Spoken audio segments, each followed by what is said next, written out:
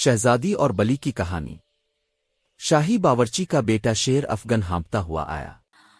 ابوا، باورچی خانے میں بلیاں گھس آئی ہیں۔ آدیر شہزادی الماس کی قیمتی بلی امانو غائب ہو گئی۔ وہ ایران کے بادشاہ کا تحفہ تھی جسے شہزادی اپنی جان سے زیادہ چاہتی تھی۔ سارے محل میں تلاش ہوئی، بادشاہ نے 1000 اشرفیوں کا انعام رکھا مگر مانو نہ ملی۔ پھر شیر افغن نے شہزادی کو مشورہ دیا، شہزادی صاحبہ، مانو شاید جنگل میں دوسری بلیوں کے ساتھ ہو۔ شہزادی نے بادشاہ کے ساتھ جنگل کا رخ کیا۔ وہاں ایک حیرت انگیز انکشاف ہوا۔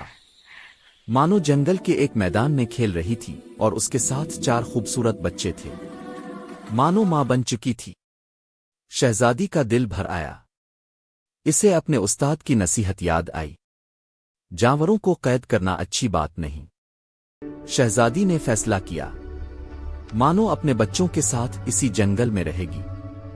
اصلی محبت قید کرنا نہیں، آزاد چھوڑنا ہے۔ اس نے جنگل میں بلیوں کے لیے آرام دہ گھر بنا دیے۔ سچی محبت قید نہیں، آزادی دینے کا نام ہے۔